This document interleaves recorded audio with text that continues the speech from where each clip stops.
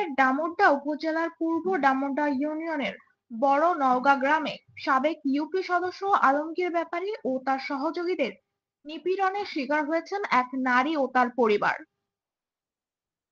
ভুক্তভোগী মাহমুদা বেগম অভিযোগ করেন, দীর্ঘদিন ধরে জমি সংক্রান্ত বিরোধের জেরে সাবেক ইউপি সদস্য আলমগীর ব্যাপারী তাদের পরিবারকে নানাভাবে হুমকি দিয়ে আসছেন। আদালতে মামলা চলমান থাকায় হেরে যাওয়ার ভয়ে আলমগীর ব্যাপারী তাদেরকে বিভিন্ন সময় অশ্রাব্য ভাষায় গালিগালাজ ও প্রাণনাশের হুমকি দিচ্ছেন। গত 31 আগস্ট মাগরিবের নামাজ শেষে বাড়ি ফেরার পথে মাহমুদার দেবর স্বপন মালের ওপর লাঠিয়াল বাহিনী নিয়ে হামলা চালায় আলমগীর ব্যাপারী। এ ঘটনায় শরীয়তপুর চিফ জুডিশিয়াল আমলি আদালতে মামলা দায়ের করেছেন ভুক্তভোগী পরিবার। বর্তমানে মামলাটি চলমান রয়েছে। মাহমুদা বেগম ও তার পরিবার অবিলম্বে প্রশাসনের কাছে নিরাপত্তা ও ন্যায় বিচার দাবি করেছেন। আমার নাম কাকলি। আমাকে আলমগীরের সাথে আমাকে জায়গা জমি জমা নিয়ে অনেক বছর ধরে জায়গা জমি নিয়ে অনেক অত্যাচার আলমগীর আমাকে করতেছে। আমাকে জায়গা জমি সব ইয়া করে খাইতে আছে, দখল করে খাইতে আছে। সেই জায়গা জমি সূত্রে আমাকে করে মামলা আছে, মামলা চলতে আছে।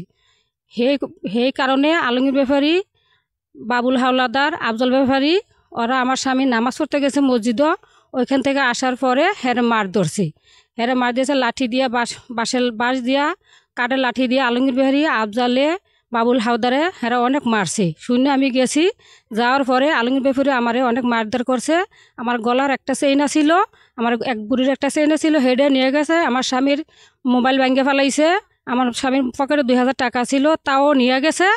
আমি এই কারণে আমি আদালতের কাছে সুবিচার চাই। আলমগীর ব্যাপারী বিএনপি নেতা, সাবেক বিএনপি নেতা, এই কারণে আমাকে অনেক অত্যাচার করতে আছি। অনেক অত্যাচারে আমরা বাড়িতে থাকতে পারতেছি না। আমরা আদালতের কাছে সুবিচার চাই, যাতে আমরা পরিবার নিয়ে বাড়িতে থাকতে পারি, বসবাস করে খাইতে পারি। আমি আদালতের কাছে এই বিচারই চাই। বসাছিলাম ওই জায়গাতে কয় এইটা, ওই যে আপনি মেল করছেন এইটাও তো আপনাকে জায়গা, এই জায়গা আমাকে না, আমার চাচাতো ভাইগো, তা আমি মেল করছি, এটা তো আমি অনেকদিন আগে নিয়ে গেছি।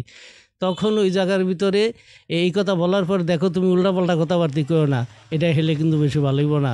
সে বয়স্ক লোক, এই কথার পরে হইলো সে মনে করেন জোতালিয়া খারিছে স্বপন মাল। জোতালিয়া খারিজের মতন ওইখানে কিছু লোকজন ছিল, তাদেরকে সরাইয়া দিছে যে তুমি তার সাথে এই আচরণ কেন করো।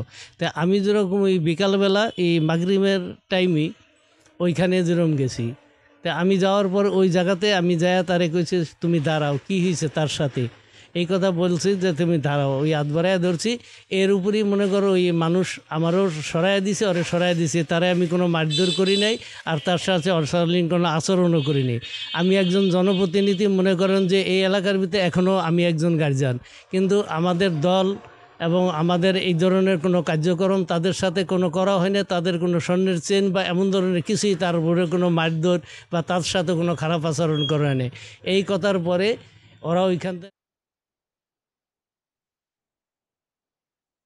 ভোরের সময়, শরীয়তপুর।